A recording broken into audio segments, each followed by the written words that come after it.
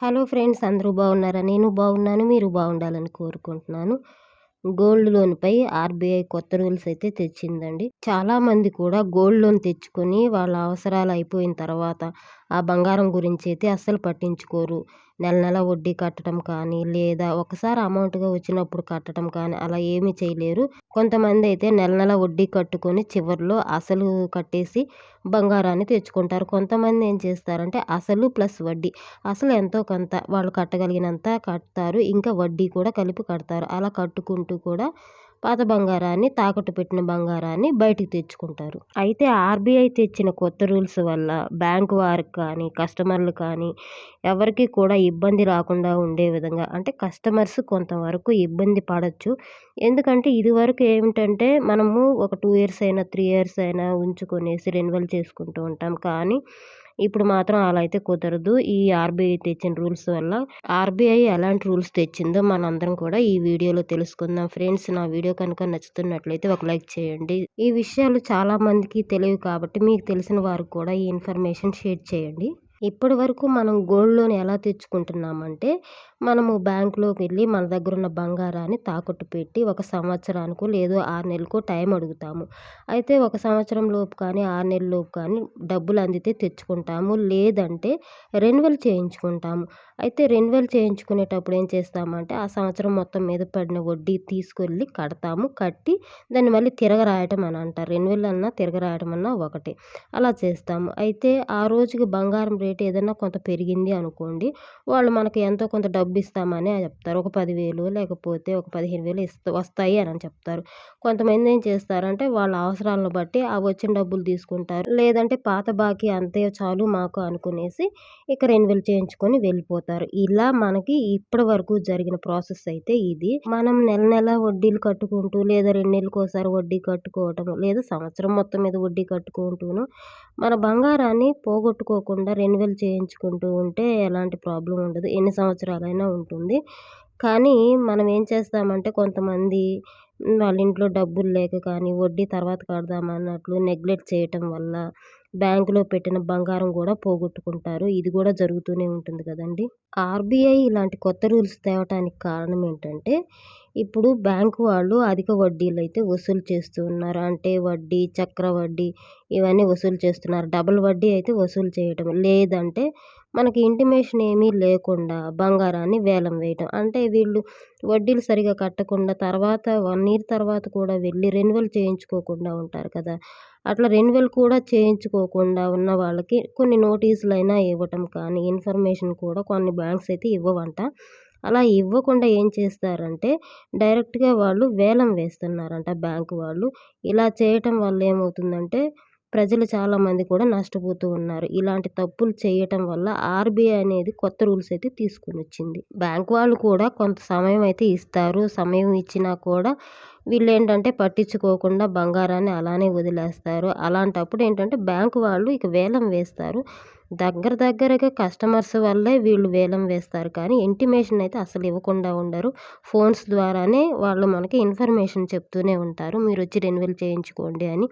మాకైతే ఫోన్‌లే వస్తాయండి. ఇట్లా అయితే ఎప్పుడు జరగలేదు. అయితే మనం ఎన్నేళ్ళు కావాల్సొస్తే అన్నేళ్ళు బంగారం బ్యాంకులో పెట్టటానికైతే అవకాశం లేదు.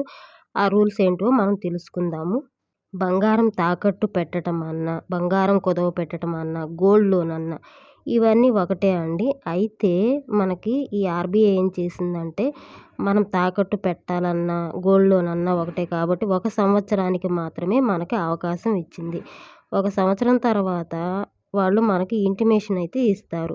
అప్పుడు మనం వెళ్ళి రెన్యువల్ చేసుకోవటానికి ఏముండదు. మనము ఎంత బంగారానికి మనం డబ్బు తీసుకున్నామో దానికి వడ్డీ ప్లస్ అసలు తీసుకెళ్ళి మనం కట్టుకోవాల్సొస్తది. బంగారాన్ని విడిపించుకోవాల్సొస్తుంది తాకట్టు నుంచి. మనం ఒక సంవత్సరం తర్వాత ఆ తాకట్టు నుంచి బంగారం విడిపించి, ఒక వారం తర్వాత మళ్ళా వచ్చి మన పేరు మీదే అదే బంగారం ఏమైనా బ్యాంక్‌లో పెట్టుకోవచ్చా? అనే విషయం అయితే ఒక డౌట్ నాకు ఉంది. అది అలా చేయొచ్చో లేదో మనకి ఆర్‌బీఐ రూల్స్ వచ్చే తర్వాతే తెలుస్తుంది. ఇంకొక రూల్ ఏంటంటే పర్పస్ అండి. పర్పస్ ఎందుకు? ఎలాంటి అవసరము? అనేది కూడా వాళ్ళకి ప్రూఫ్ అయితే ఇవ్వాల్సొస్తుందంట. అంటే ఎడ్యుకేషన్ కోసం మనం బంగారము గోల్డ్ లోన్ తీసుకుంటున్నామా హెల్త్ కోసమా? లేకపోతే పంటలు వేయటానికా? లేదా మనం ఏదైనా హౌస్ కొనుక్కుంటే కొంత అమౌంట్ అవసరమయ్యిందా? ల్యాండ్ కొనటానికి ఫ్లాట్స్ కానీ, మ్యారేజ్ చేయటానికి వాటి అవసరాలు ఏమైనా ఉంటే అందుకోసం మనం గోల్డ్ లోన్ తీసుకుంటున్నామా? అనే విషయాలైతే వాళ్ళకి ప్రూఫ్‌తో సహా ఇవ్వాల్సొస్తుంది.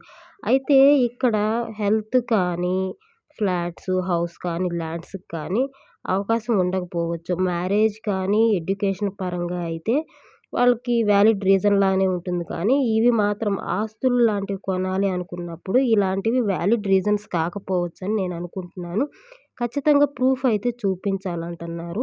మనం గోల్డ్ లోన్ తీసుకుంటే 1 ఇయర్ తర్వాత రెన్యువల్ ఆప్షన్ అయితే ఉండదు అంటున్నారు కాబట్టి లోన్ క్లియర్ చేయాలి అంటున్నారు కాబట్టి ఇంకొక ఆప్షన్ ఏమన్నా ఉంది అంటే ఇంట్లో మరొకరి పేరు మీద గోల్డ్ లోన్ ఏమన్నా ట్రాన్స్‌ఫర్ చేయొచ్చా? మన ఇంట్లోనే కాదండి పక్కన మన బంధువులైనా సరే వాళ్ళ పేరు మీదకి ఈ గోల్డ్ లోన్ ఏమన్నా ట్రాన్స్‌ఫర్ చేయొచ్చా? అంటే మన ఇంట్లో మన పేరు మీద పెట్టుకున్నామనుకోండి. మన ఇంట్లో మన నాన్నో, మన అమ్మ పేరు మీదైనా ఒక ఇంట్లో పర్సన్ మీద అట్లా ట్రాన్స్‌ఫర్ చేసుకోవడం. ట్రాన్స్‌ఫర్ చేసుకోకపోయినా మన పేరు మీద గోల్డ్ లోన్ క్లియర్ చేసిన తర్వాత మనం వెంటనే మరొకరి పేరు మీద ఇంట్లో వాళ్ళ పేరు మీద పెట్టి మళ్ళీ గోల్డ్ లోన్ తెచ్చుకోవచ్చా? అనే డౌట్ అయితే నాకుంది. ఆర్‌బీఐ రూల్స్ అనేది ఇంకా ఫుల్‌గా డీటెయిల్డ్‌గా అయితే తెలియలేదు కాబట్టి నాకున్న డౌట్స్ అయితే చెప్తున్నాను. ఫుల్ డీటెయిల్స్ అయితే ఏమీ రాలేదు. కాకపోతే గోల్డ్ లోన్ 1 సంవత్సరమే అని చెప్పారు. మరొక రూల్ ఏంటంటే ఒక వ్యక్తికి ఒక పాన్ కార్డ్ మీద ఒకే గోల్డ్ లోన్ అయితే తీసుకోవాలంట. అంటే ఇదివరకు పాన్ కార్డ్ మీదే మనం 2, 3 రకాల గోల్డ్ లోన్ అయితే తీసుకోవచ్చు. కానీ ఇక్కడైతే మాత్రం ఒక పాన్ కార్డ్ మీద ఒక గోల్డ్ లోనే తీసుకోవాలనే విషయం అయితే చెప్తున్నారు. ఇప్పుడు అదే వ్యక్తికి 2 బ్యాంకుల్లో కనుక అకౌంట్స్ ఉంటే మాత్రం ఒక బ్యాంక్‌లో ఒక 20 గ్రాములు, ఒక బ్యాంక్‌లో ఒక 30 గ్రాములు అలా పెట్టుకోవచ్చా? అనే డౌట్ గూడా ఇక్కడుంది. ఈ డీటెయిల్స్ కూడా ఏమీ చెప్పలేదు, తెలియలేదు. మనము గోల్డ్ లోన్ ఎందుకు తీసుకుంటున్నాము అనేది ప్రూఫ్ అయితే చూపించాలి అంటున్నారు కదా! నేను జెప్పాను ఎడ్యుకేషన్ అని, మ్యారేజ్ అని ఇవన్నీ చెప్పాను కానీ, మేము మళ్ళా కొత్త బంగారం కొనాలి అనుకుంటున్నాము. అందుకే పాత బంగారం మీద మేము గోల్డ్ లోన్ తీసుకుంటాము అని చెప్తే, అది వ్యాలిడ్ రీజన్ అయితే కాకపోవచ్చు అనుకుంటున్నాను. దానికైతే బ్యాంకు వారు అస్సలు ఒప్పుకోకపోవచ్చు.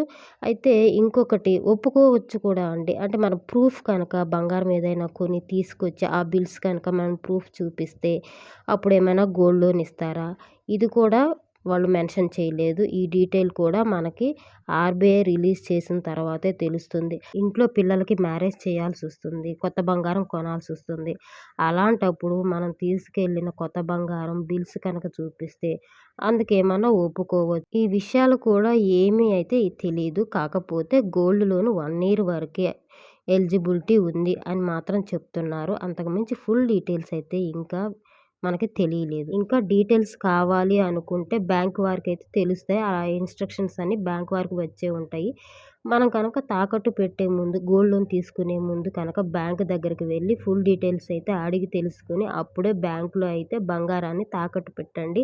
అంతవరకు మీరు ఏమీ తెలియకుండా బంగారాన్నయితే తాకట్టు పెట్టొద్దు. అంటే గోల్డ్ లోన్ తీసుకోవద్దు అని నా ఉద్దేశము. ఏదేమైనా ఫుల్ డీటెయిల్స్ కోసం ఎదురు చూడాలి. అసలు ఎప్పుడు నుంచి ఈ ఆర్‌బీఐ రూల్స్ అనేవి అమలవుతున్నాయనేది కూడా తెలీదు. కాబట్టి వెయిట్ చేయండి. లేదంటే బ్యాంక్‌లో డీటెయిల్స్ అయితే కనుక్కోండి. ఫ్రెండ్స్ వీడియో కనుక నచ్చితే లైక్ చేయండి, షేర్ చేయండి, సబ్స్క్రైబ్ చేయండి.